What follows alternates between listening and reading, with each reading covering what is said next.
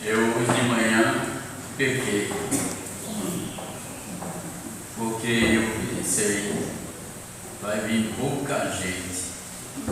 Os pais da terra irão tomar o lugar do Pai do céu. Mas não foi tanto como eu imaginei. Deus abençoe, irmãos. E já comecei a receber presente. O maior presente é ver o rosto dos seus filhos ao Pai.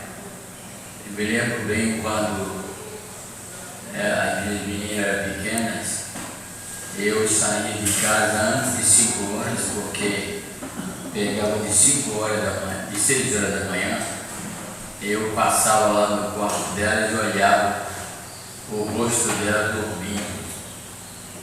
E pelo sono, pelo semblante, eu sabia que ela estava bem. Então é muito bom nós termos o prazer de lançar nossos olhos sobre nossos filhos. E acredito que é repetido os filhos também, porque eu fui filho muito tempo, olhar para nossos pais.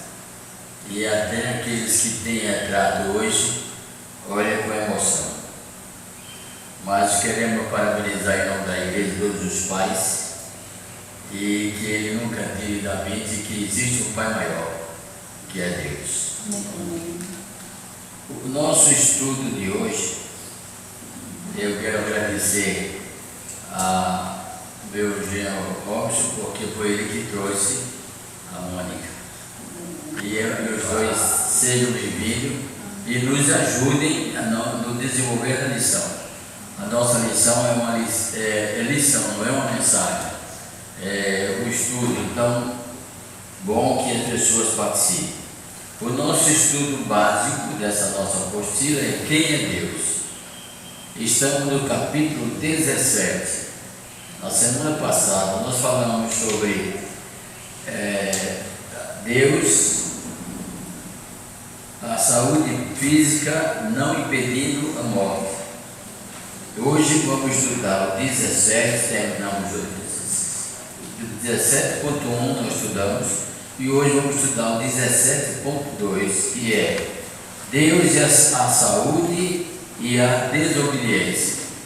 O texto básico é 1 Coríntios 11:30, que diz assim: por causa disto há entre vós muitos fracos e enfermos, e muitos que dormem. Bem, o que é que vem manter a saúde na vida do cristão? O que vem manter a saúde? O que é que trouxe o mal do pecado no Éden? A desobediência. Por que que muitas vidas são ceifadas cedo? Por causa da desobediência. E o Salomão, nos Provérbios, ou no Cântares, ele diz: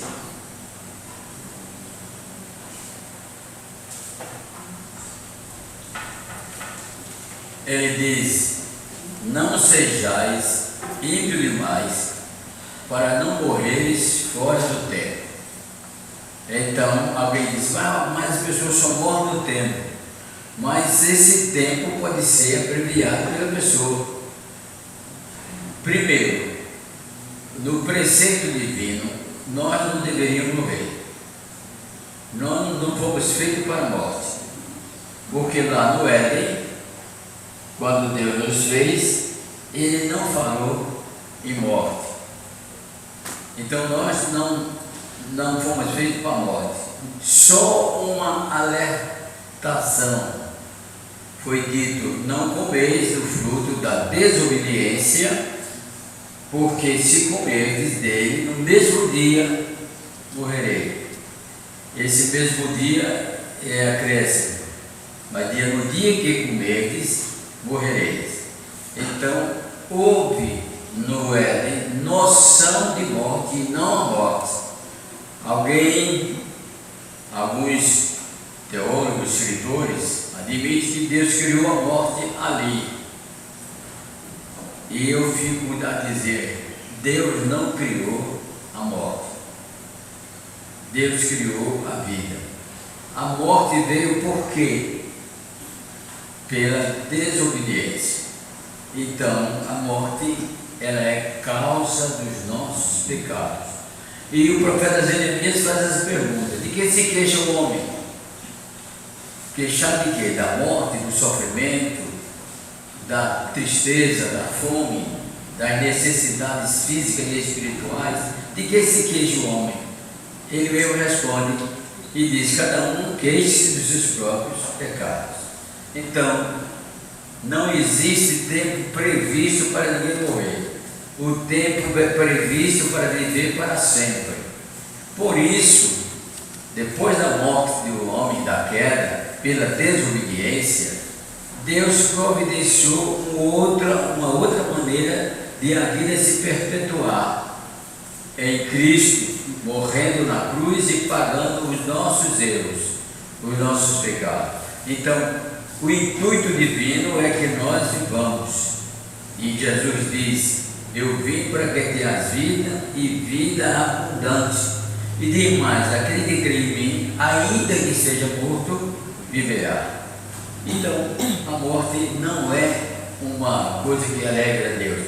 Mas, pastor, no Salmo diz assim: bem-aventurado, também o Apocalipse, bem-aventurado é a morte dos seus santos aos olhos do Senhor.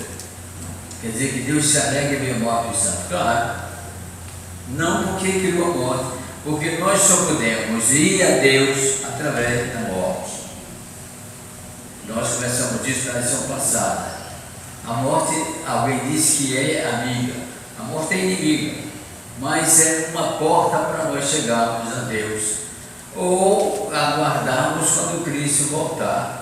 Então nós não passaremos nem pelo crivo da morte física, nós seremos transformados, transladados. Então, a morte não foi criada por Deus. A morte foi consequência dos erros das pessoas. E nós vamos levar todo o tempo assim. Por que é que hoje a estatística diz que morrem muito mais jovens, a idade de 14, 13 a 21 anos? Por que isso? Porque eles estão se enveredando por um tipo de vida que chama a morte. Eles se estribam na impiedade. Então a morte vem. A palavra se cumpre: não sejais ímpios demais. E ainda existe uma tolerância. O que eu acho bonito na palavra de Deus e na postura da personalidade divina é que ainda existe uma tolerância. Não sejais ímpio demais. Quer dizer, se você for ímpio e não for demais, ainda pode viver. Mas se você for demais, aí a morte vai chegar antes do tempo. Deus quer que todos nós vivamos bem, felizes e sadios. Aí vem a desobediência, faz com que nós adquiramos um fastio. Fastio é uma coisa ruim. Me lembro, eu passei 2 semanas com a irmã com esse fastio e deu trabalho. Então, fastio é coisa ruim. Fastio de alimentação material e espiritual. Conto uma história que é até engraçada, provando o fastio da palavra de Deus. É que uma irmã, 2 semanas sem ir para a igreja, o pastor foi visitá-la. A irmã era assídua, 2 semanas, alguma coisa aconteceu. Ele chegou lá e disse assim: irmã, por que a senhora não foi para a igreja nesse período? Ah, pastor, porque eu perdi o meu óculos. E seu óculos não anda daqui para ali.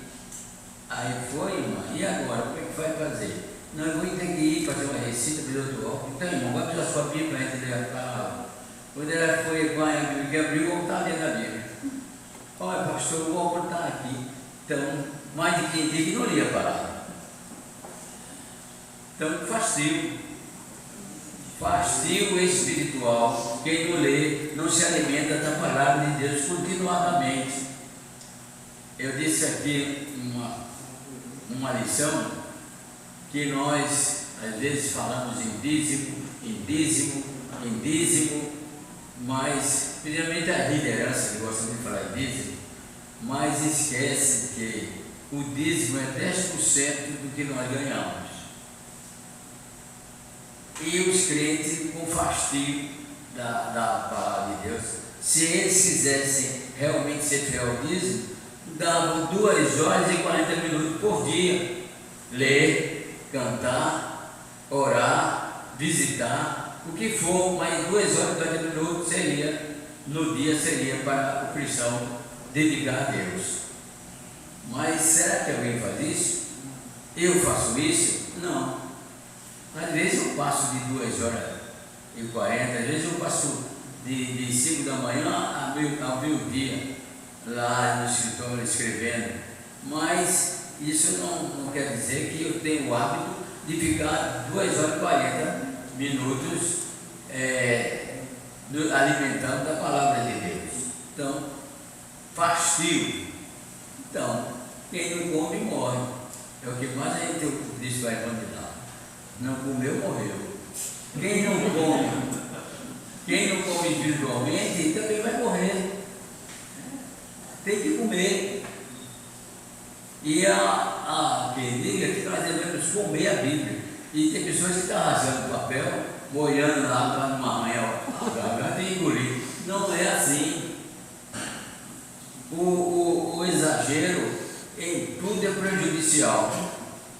Até na apresentação do poder divino, porque Deus nada faz com exagero. Os homens é que tentam exagerar as obras de Deus, e isso é desobediência. A desobediência é não fazer, e a desobediência é fazer. Temos que entender isso. Ser desobediente não é feito aquela parábola dos filhos, que o pai disse assim para o filho: meu filho, vá para a vinha trabalhar. Aí o filho disse: sim, senhor, meu pai, sim, senhor, é minha obrigação, vou fazer o serviço. E o outro apareceu e disse: meu filho, vá para a vinha. Não vou não, o senhor manda eu todo dia, o senhor me manda todo dia, toda hora eu não vou. Aí Jesus disse: o que disse que não ia, foi. E o que disse que ia, não foi. Quem é que fez a vontade do Pai? Aí disseram: claro, o que disse que não ia, foi. Quer dizer, a desobediência é fazendo ou não fazendo. Nós podemos desobedecer a Deus fazendo a sua obra, e podemos desobedecer a Deus não fazendo a sua obra. Se não, Paulo disse, nós não militarmos legitimamente na obra do Mestre, estamos sendo desobedientes. E se deixarmos de agir, de trabalhar com a obra do Mestre, somos desobedientes. E a desobediência, ela vai afetar a saúde da vida da pessoa, tanto física como espiritual. E Deus, como foi lido, Deus quer que as pessoas vivem integralmente. Existe também exagero religioso, que você é crente, então, para obedecer a Deus, você não pode tomar banho sem roupa. Porque se Cristo vier, você pode ir para o céu nu. Você é crente, não pode comer isso não. Você é crente, não pode falar isso. Você é crente, não pode isso, não pode isso, não pode isso. Isso também é desobediência. Nós não somos escravos do preceito de ninguém. Nós somos livres. O que o homem faz fora do seu raciocínio é desobediência. Não, mas eu só penso em coisa ruim, porque você é ruim. O que Jesus disse? O homem bom, do bom tesouro do coração, tira as coisas boas, mas o mal tira as coisas más. Então, é bom nós sabermos que somos filhos de Deus, nascido de novo, e nascido para as boas obras. Quando nós nascemos lá no Hélio, nascemos de papai e de mamãe, nós não nascemos especificamente para as boas obras. Nascemos para as obras da carne e com visão nas obras do Espírito. Agora, depois que nós nascemos de novo, aí nós nascemos somente para as boas obras. Então, o cristão desobediente é aquele que faz obra boa por um momento, e outro momento faz obra ruim, e geralmente é assim: faz obras ruins e com remorso tenta agradar a Deus com obras boas, como se a salvação e a relação de amor entre o crente e Deus seja apaganhada. Isso é um conceito de escravidão. Nós somos livres, Cristo nos libertou, Ele mesmo afirma. Agora, isso é uma consciência que nós temos que ter. Ele diz: se pois, quer dizer, existem pessoas que têm e pessoas que não têm. Ele diz: se pois o Filho vos libertar, verdadeiramente sereis livres. Quer dizer, ele não estava confirmando aos seus ouvintes que eles eram livres. Disse: se eles tiverem, se pois o Filho, se eles tivessem a libertação do Filho, então eles seriam livres. Se não, presos. Preconceito do judaísmo, preconceito da ideologia de todos os tipos daquelas nações, dos deuses daquelas nações que os hebreus viveram. Mas Cristo disse: só quem liberta vocês é o Filho. E às vezes nós vemos tanta gente, tanto cristão, livre para fazer as coisas do mundo e presas para fazer as coisas de Deus. Então isso cria uma doença, a não ser que ela seja como aquela mangueira que eu falei para os irmãos, e o cachorro doido correu atrás de uma pessoa, a pessoa não tinha como escapar e subiu na mangueira, e o cachorro com raiva, nervoso, mordeu a mangueira, o tronco da mangueira toda, e depois saiu. E o cara esperou, olhou de longe, o cachorro não dava, mas desceu e foi embora. Meses depois, aquele rapaz passou e olhou a mangueira para se lembrar do episódio que aconteceu. Olhando para cima, viu na mangueira, pitou, sacudir, chata, doidou, botando o fruto que não era próprio. Então Israel, como é que pode? Uma mangueira botar todo esse fruto, porque o cachorro doido mordeu e ela ficou doida. Então, o crente que fica misturando as obras, o cachorro do diabo mordeu ele. Eu pego mangueira para levar para a minha terra. Então, irmãos, a vida cristã não tem mistério se você desmistificar a vida cristã. Mas se você trouxer e envolver, fazer uma salada de fruta da vida cristã, do lado certo, do lado errado, como que eu penso, como que o fulano de tal pensa, porque o fulano de tal disse isso, e é assim, aconteceu isso com o fulano, vai acontecer comigo. Se você estiver assim nessa mistura, é difícil você seguir as diretrizes da vida cristã.